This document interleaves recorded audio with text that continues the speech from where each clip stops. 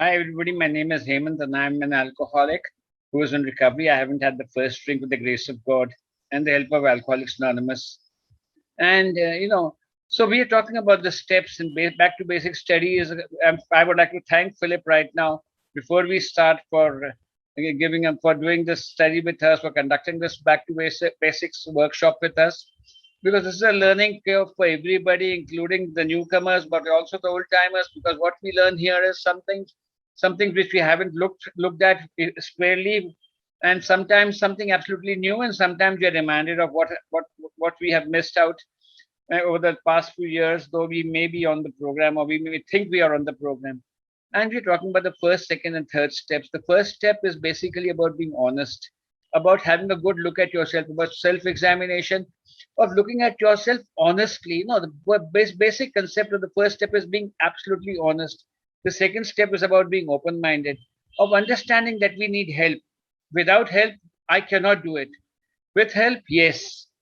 But the third step is actually a proactive, affirmative step.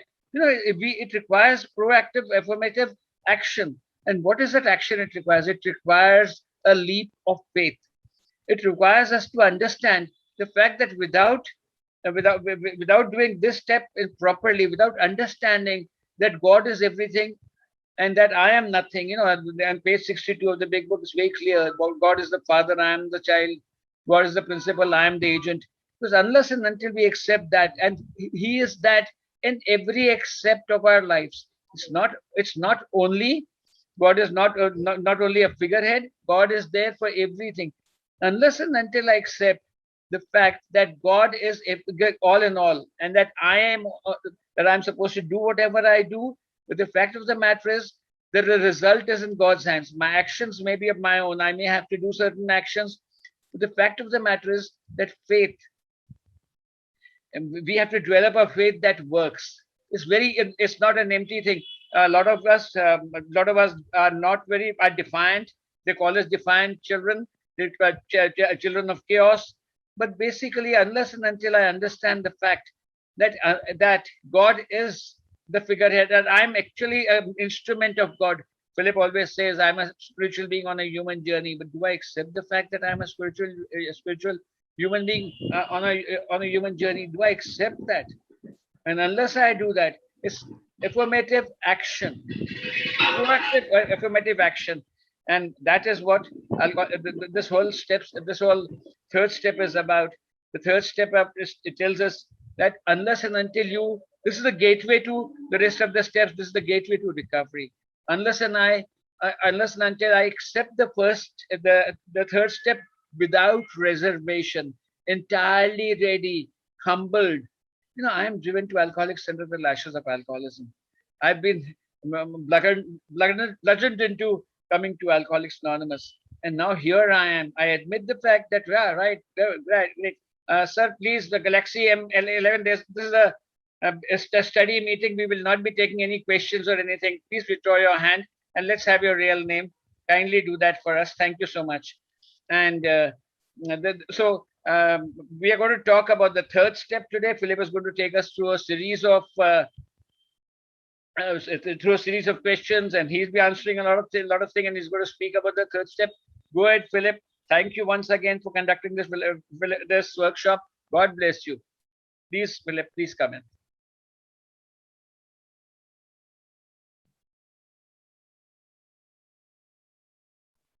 Philip, unmute yourself, please. Yeah, Sandeep did that mischief. Not just Sandeep. Yeah, evening, morning, good afternoon, good day, wherever you are. You're in a meeting for Alcoholics Anonymous, and you are in the workshop. You're doing a workshop on the Back to Basics. My name is Philip, and I'm the host of this workshop. And thank you for turning up.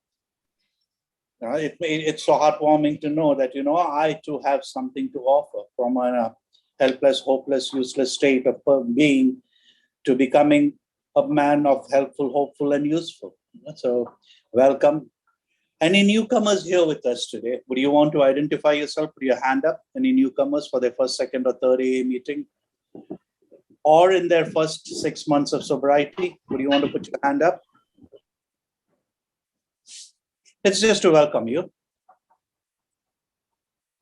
Welcome, Deborah, Abhinav, Randall, Sunesh. Hi, I'm Deborah, alcoholic. I'm day 23. Thank you. Joe, Sandeep. Good evening, sir. I'm Sandeep, recovering alcoholic. Thank you. That's all right. Thank you so much. I mean, it's heartwarming, to know that you are on a 12-step program. You come here because you were desperate to find a solution to your drinking problem. And I'm glad that the Mangalore group is able to help. And thank you for your membership, because without your membership, we couldn't possibly do this. But when we talk about alcoholism, what is alcoholism? Alcoholism is classified as a disease. Now, who is an alcoholic? An alcoholic is any individual who cannot guarantee his or her behavior after they picked up that first drink. So if you identify with that, you probably are an alcoholic. Nobody here in Alcoholics Anonymous calls you an alcoholic unless you identify and find out for yourself. I said alcoholism was a disease. And when you classify as a disease, it has got three parts. And one is a mental obsession, a mind that obsesses alcohol, a physical allergy that once I put a drink into my system, I can't draw the line. And which leads to a spiritual bankruptcy. That's, we call it a hole in the soul, or, the emptiness that fills you, the loneliness that plagues an alcoholic. So it's a threefold illness. And if you identify any of these, probably, you have a problem. So I welcome these newcomers on behalf of the Mangalore group, and I hope this program works for you. And this workshop is of benefit to you also.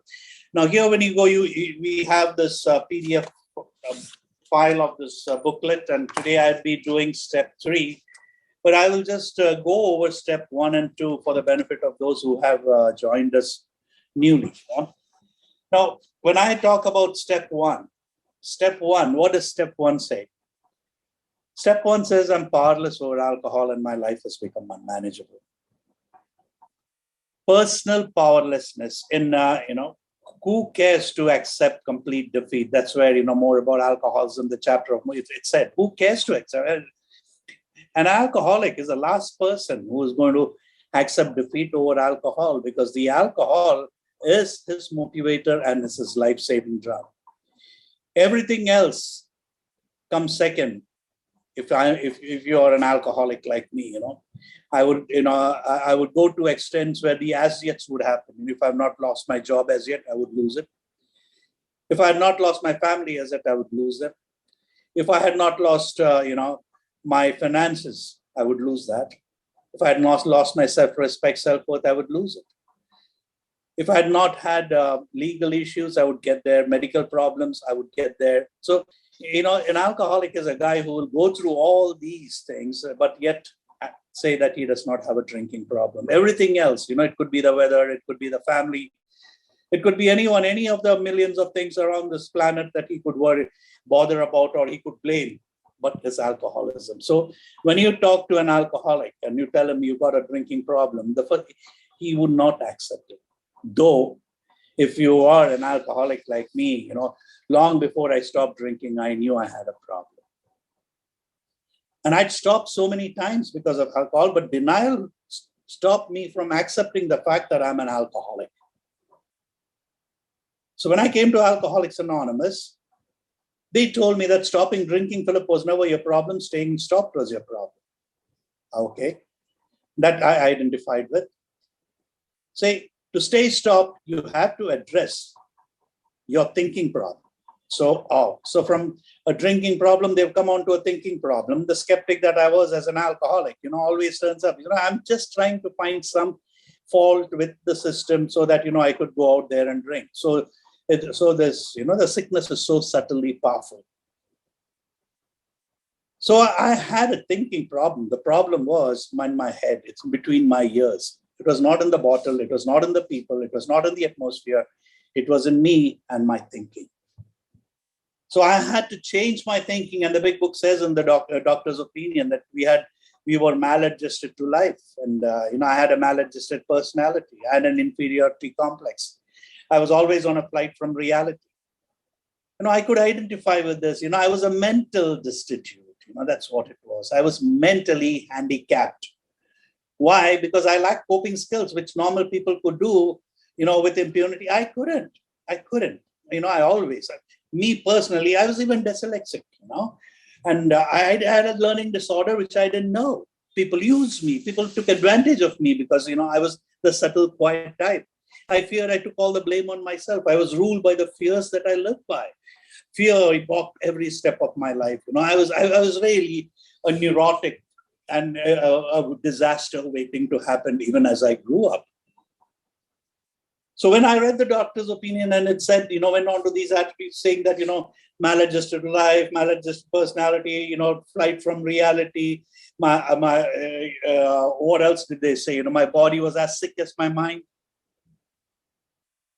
I had to accept that fact, to the end, because alcohol had taken me to such extents where, I couldn't deny it anymore.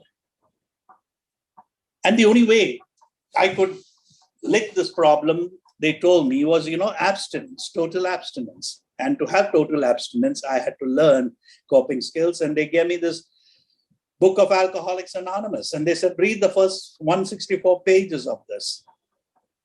And that's what my sponsor told me. And come back to me after you read it. In between, go to meetings. So I had to find a new format for living. What I lacked was power. To have this power, I had to drink. Alcohol gave me that false sense of perception. It gave me that false sense of, well-being. It's a saying that alcohol gave me wings, but took the sky away from me. It promised me everything. It promised me a life beyond my wildest dreams. And I'm a dreamer. Who is an alcoholic? Is a person full of broken dreams, broken expectations, broken, whatever. Everything that an alcoholic has is incomplete. And by the time I came to Alcoholics Anonymous, I had nothing left to look for, nothing left to live for. I was drinking to die. Religion, medicine, and psychiatry had failed me as an alcoholic. I tried all these avenues, nothing worked. Why did I go to religious people? I said, that is the last hope, last straw. They tried to bless me. And in the end, they ostracized me from their society. They prayed over me. They told me, go here, go do this, light 100 candles, go and do this 9 times. All these rituals were done. Nothing worked. Medicine. I never told the doctor the right thing. I never told him the truth. Even when I go there with a stomachache or nursing a very bad hangover, the acidity that engulfs an alcoholic, it's terrible. Sometimes I would feel the pits of my stomach, that my stomach was bursting open and everything was flowing out. That's a sort of spasmodic pain and trauma that I went through. And I would go to the doctor and the doctor would identify and know that I was a drunk. And he would ask me, how much do you drink? And I would never tell the truth. I said, a couple of drinks. And then he would go on to ask, how often would you drink? I said, a couple of times a day. Everything was in couples. How often do you drink? A couple of times a week. So I never told the truth. I was hiding reality within me, knowing that I was damaged goods. I was a disaster waiting to happen, and the disaster had begun.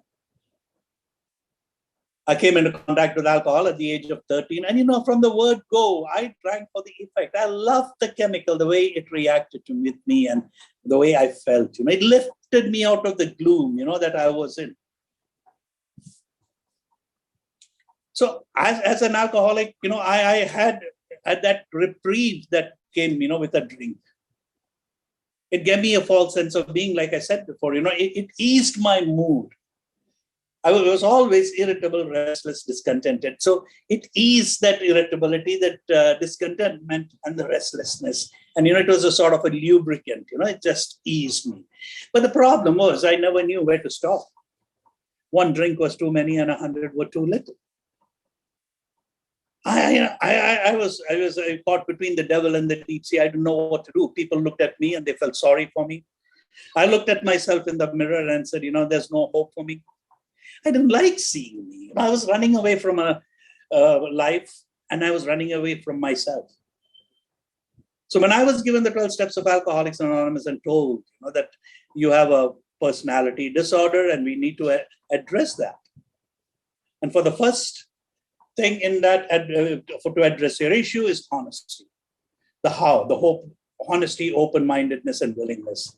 I had to be brutally honest with myself. I had to be open-minded, and I had to be willing to accept the fact that I'm an alcoholic. And when they told me it was a disease, a big load, that stigma that came with alcoholism was lifted from me.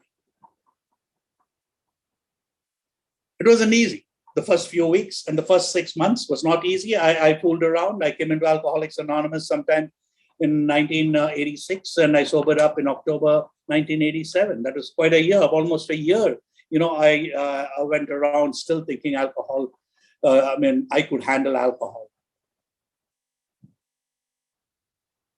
There's a saying that goes, I took a drink took a drink, and the drink took me. I came to a stage where the drink was using me, or I was being used. They call it in medical terms, alcohol abuse. And I couldn't do with or without alcohol. I was a 24-hour drunk. And here in Alcoholics Anonymous, they said, yeah, we can sort out your problem, but it's total abstinence, one day at a time. So they gave me a formula or a way of thinking or a way of living that appeased an alcoholic. So I stopped drinking, and they said, now let's address the second part of the first step, that is your unmanageability part of it, and that is the rest of the 12 steps is working the unmanageability part. So from accepting the fact it was the unmanageability in my life that made me drink, because I lack coping skills and I couldn't address those unmanageabilities in my head, the committee in my head always dictating terms, being looked down on time. I had lost all my self-respect, self-worth, self-esteem. Whatever little dignity I had left in me, that was also gone. If man does not have that dignity, then what are you living for? And that's the state I came. So that was the gift of desperation. I was desperate to find a solution to my drinking problem. To then I realized that it was not the drink that was my problem. It was my thinking that was a problem. So alcohol was but a symptom of my deeper inner lying conflicts. It was an outward manifestation of an inward disorder. The inadequacies in me, the abnormalities in me was my problem. So this was the unmanageability. So when I started listening to these guys, the gift of sobriety, GOD, they address it in such a way, saying that, we all went through it. Secondly, you need to understand that you have a problem, and we can't tell you that, but all you need to do is look for similarities. Don't look for the differences. I went to Alcoholics Anonymous. I looked at all the differences in the beginning. Oh, he didn't know how to talk. The 12 steps were written the wrong way. The traditions were written the other way around. I was judging everyone there. I wanted to change the whole format of the program until alcohol, which is a great leveler. It is a great persuader. The people in Alcoholics Anonymous told me, please keep coming back. In spite, of my audacity and in spite of my arrogance, they said, please keep coming back. And I kept coming back, and the magic happened. And that's where I came to step 2, say that I came to believe that a power greater than myself could restore me to sanity, because for an nincompoop and an unbending guy like me, if I could stay sober for 6 months, and that, thought of a drink was lifted, they call it the expulsion to the compulsion was lifted from me, on that day, I just couldn't believe it. For an alcoholic whose mind was preoccupied 24/7 by the thought of alcohol and the addiction problems that related to it, I had a day of relief, a reprieve, but I didn't think of a drink. Oh my God, I thought there must be something wrong. It's not normal for me not to be, networking in my head, trying to manage a crisis which really was not there. I went to my sponsor and said, this is what happened, Clary. And Clary said, look, listen, that's a spiritual experience. So we have these spiritual experiences. When I say, I was introduced to Alcoholics Anonymous, they talk about a profound personality change that happens through a divine intervention. So the moment I walked into Alcoholics Anonymous, it was through a divine intervention. Me by myself, I wouldn't have walked in there. It's my circumstances, the way that, life had got me down, and that gift of desperation, which we call, that got me into Alcoholics Anonymous. So, step one worked right there. Into step two, it says, came to believe that a power greater than myself could restore me to sanity. So I knew that I had a drinking problem and I addressed it. And it was this power greater than me that, brought me into Alcoholics Anonymous, through which I had this profound personality change come about. There's a transformation that came about my thinking. That transformation was, I too can stay sober. What a relief it is for an alcoholic who thought he would drink and die. Those of you who have been through the throes of alcoholism will know it. I used to cry at my mother's feet, She was my enabler. I said, Ma, I don't want to do this, but why am I doing it? I'm killing myself. I'm hurting myself and everyone around me. Why? That poor lady would just cry, and I would say, I would be holding her legs on the knee part, and she would cry, and there would be droplets of, tears falling on my head. She had lost out on me. She didn't know what was happening to me and what she could do for me. So that is the sort of desperation an alcoholic goes through. The whole family is traumatized. They become dysfunctional. Now, the good news is that once I knew that I am an alcoholic and I'm into recovery, I can make amends for all this. And for that, I have to do the rest of my program. To do the rest of the program, I had to accept the fact that lack of power was my dilemma. I lacked power. I lacked, decision-making skills. I lacked perspective in thinking right. Whenever I wanted to do something, I did it under the influence of alcohol. I need to be motivated. To that motivation came from this mood-altering chemical called alcohol. So now alcohol didn't work.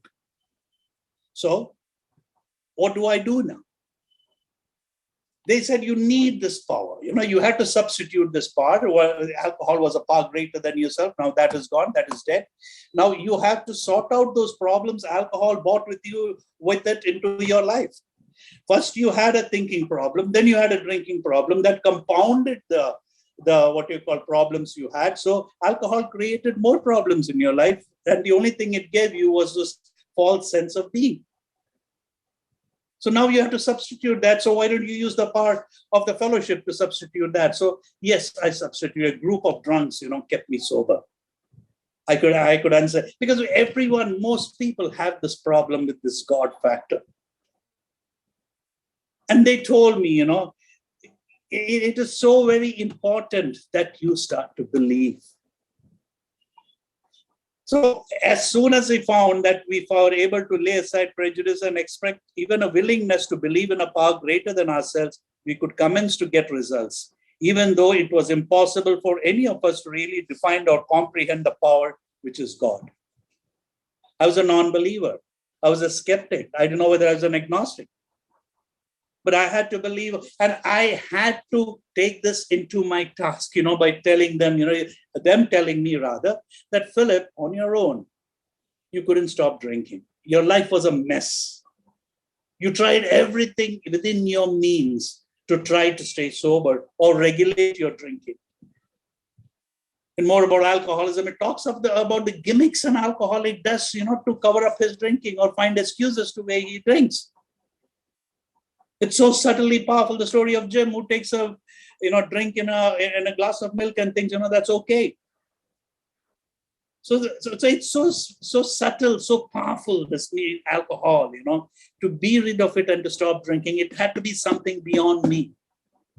Said, okay, you want to call it anything you want, you can call it. If you call it God, it could be a God of, but I didn't like this word God because, this God of my understanding, which I grew up with, in an organized religion, didn't do anything much for me. That's what I thought. If there was a God, I wouldn't have had to go through this. I think it was so humiliating. It was so degrading. It was inhuman, the way I was treated.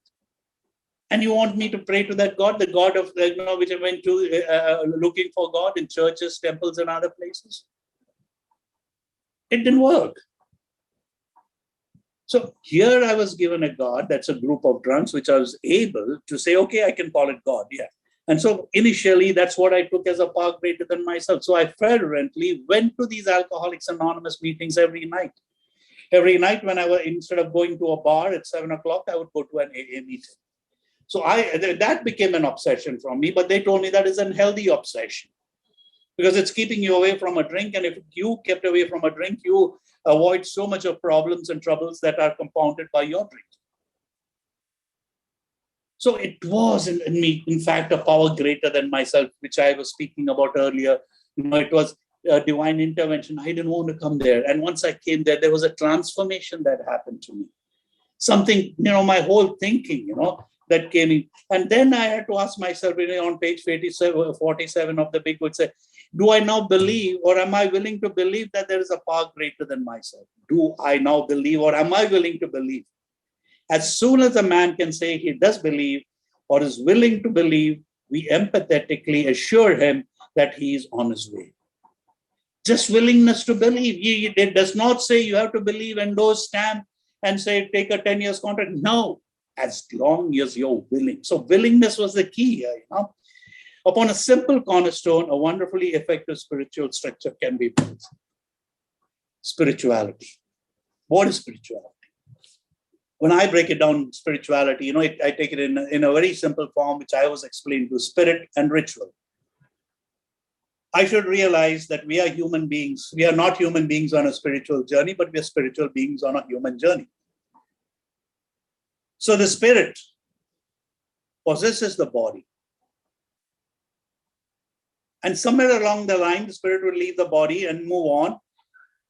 The body then decays and moves. But the problem here, all the ills that happen to me is my glorification of the body.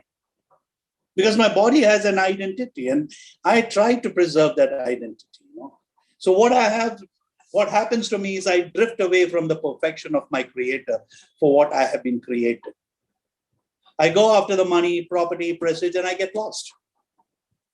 Most human ills happen because of that.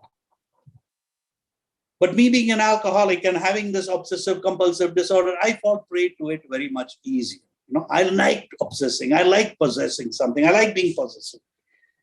And the book says we were worshippers of some sort in all type, whether it was money, property, gold, with effect, we worship something or the other. So I had to grab on, to something that is a power that would relate to me. So here I am, that I relate to this power greater than myself, which I call the book Classrooms of Alcoholics Anonymous, which sobered me up.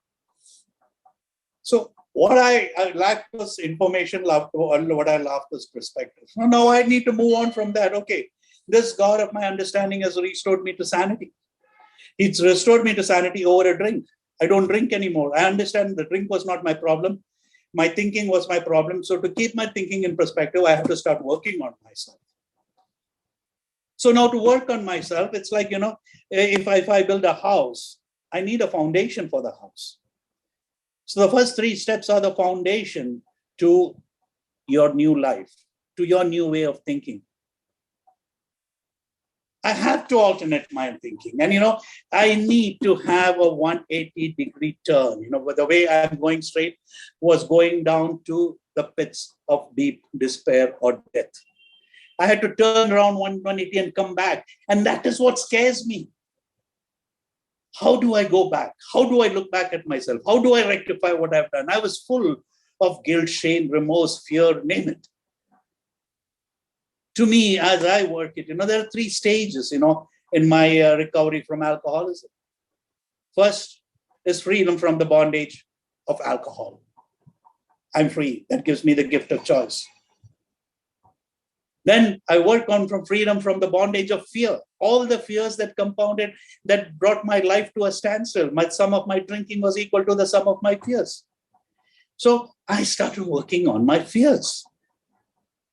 And last, but not the least, when you reach step 10, 12, freedom from the bondage of self. I'm no more preoccupied with myself. The world does not revolve around me.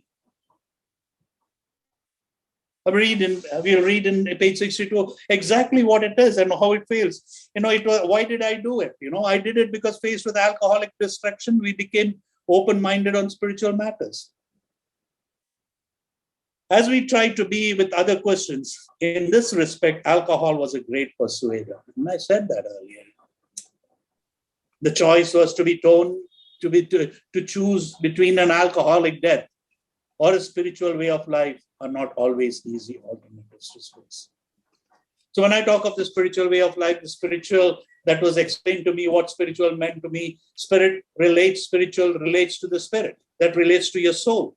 Some call it the conscience, whatever you want to call it, So when the spirit is flagging, when the spirit is weak, how does the spirit become weak or flagging? That's when we do not have a discipline. That's when we do not have the power of God. We lived on the power of alcohol. And that was a false sense of courage and gumption. And the moment the alcohol went down, I also went down with it. Alcohol was a depressant. So spiritual, when I say, I was told, split that word, spirit and ritual. Your spirit didn't have a discipline. We are an undisciplined lot, the book says, instincts on rampage, self will run riot.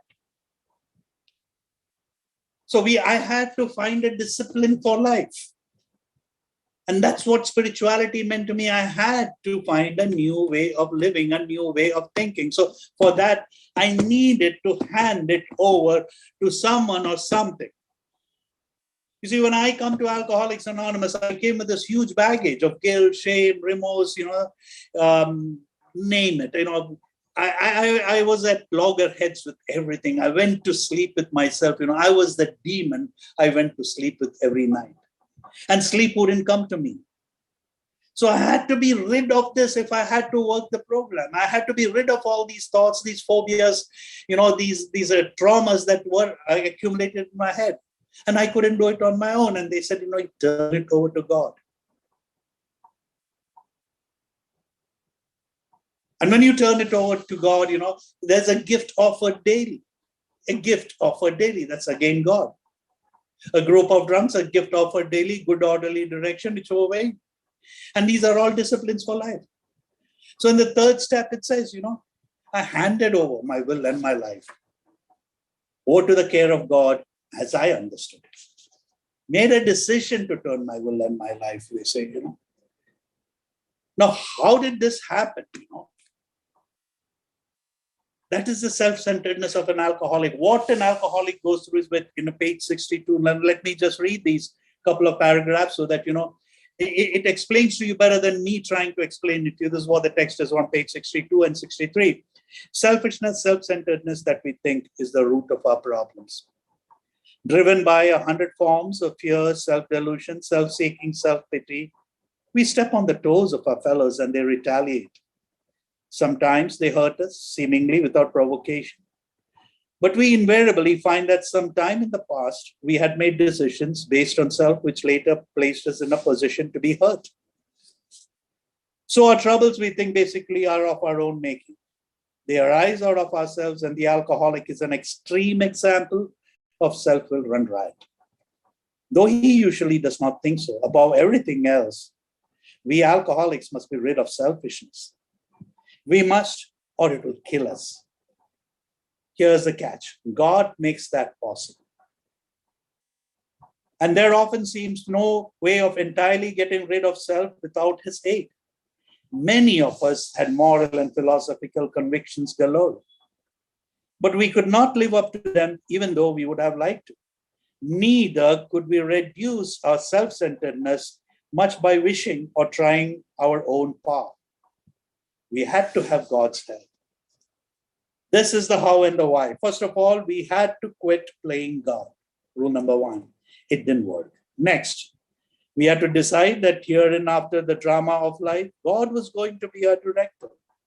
He is the principal. We are his agents. He is the father. We are his children. Most good things are simple.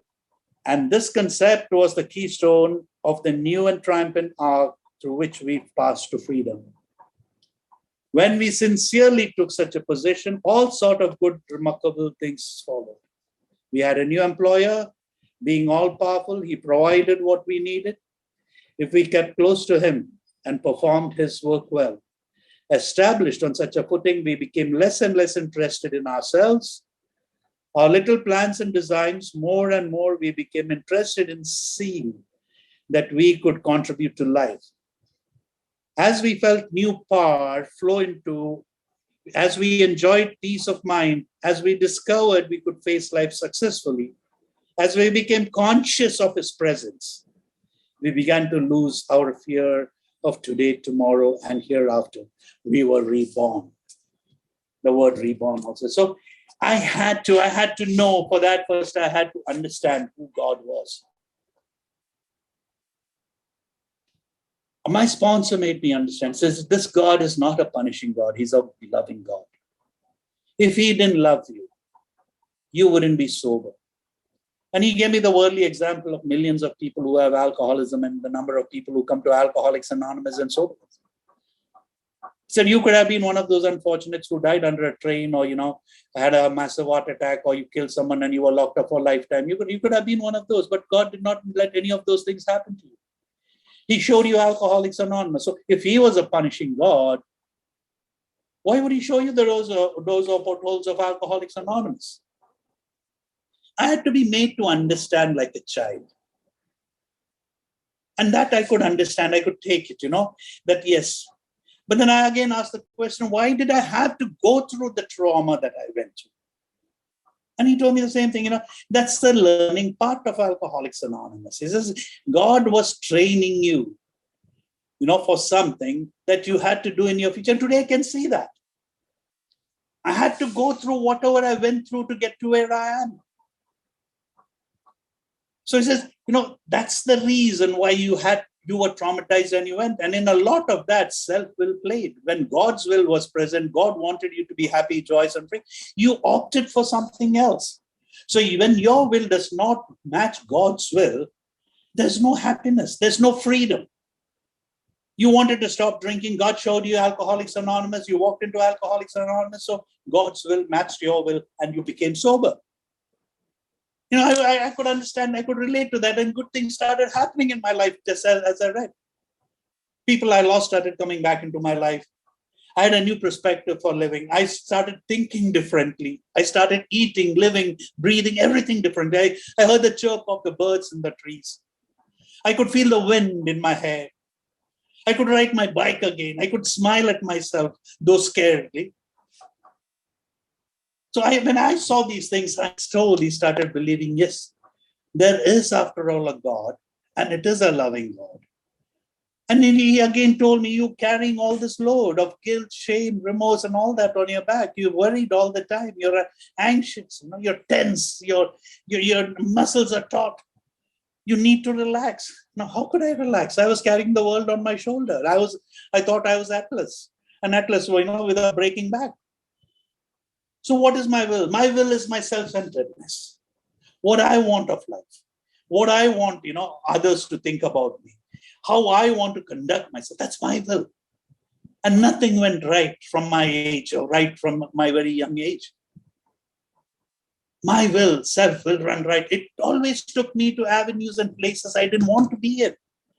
I was sexually, molested as a kid. I was traumatized. I was so scared. But I had to go through that passage to be, and alcohol was my medication, and that also ditched me after some time. So I was a no-win situation all my life. And here I've come and I've handed him, carrying all this burden. He says, hand it over to God. It's like your kid, in India, if you go to see, kids carry such a heavy baggage on, when they go to school, if they weigh 12 kilos, the bag they carry may be weighing about 14 kilos. So when you go to school, the child would be breaking his back, coming back with the backpack on his back, and, he would be difficult. So it's like the father saying, okay, son, let me take that back from you and make it easier for you. And you can see the relief on that child's face. He does not have to carry that load. Similarly, when we hand over our will and our lives over to God, it is that way. You don't keep some of it. Say, God, I want to keep these, my girly pictures, my little money I stole from somebody. That's going to traumatize me even more. So I hand over this will and my life. What is my life? Life is the life that I have lived. The wreckage of my past. I just talked about, all the guilt, shame. That is my life. And this higher power says, you give it to me. Let me sort it out for you. Step 4 onwards, we are going to sort out your life. But if I don't want to do that, I'm still going to suffer. I may not drink, but I may suffer from something called untreated alcoholism. When you say you're sober, sobriety does not mean just sobriety over a drink. It's sober in all areas of my life. And this is where the coping skills come in. The big book is the roadmap and the meetings are the filling stations. The big book is the roadmap.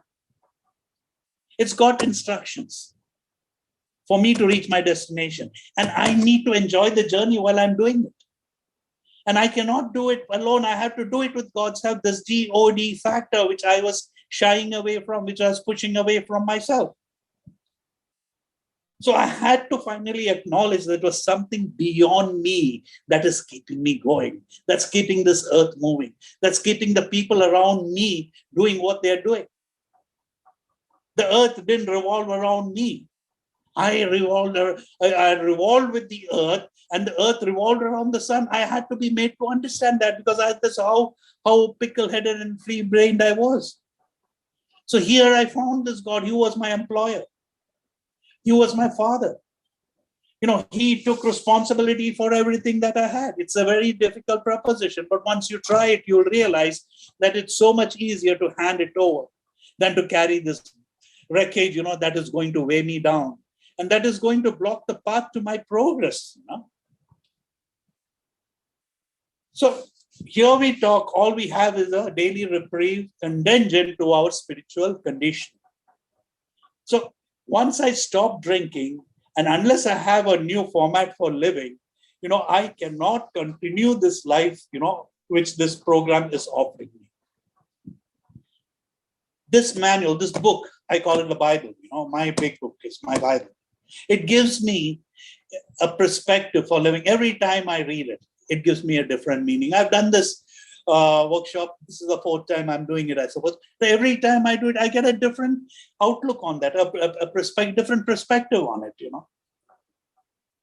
And then that's the happiness I want to share. I found that the God of my understanding was going to drag me through, or going to take me through, or fly me through, whichever way you want it, through the rest of the steps.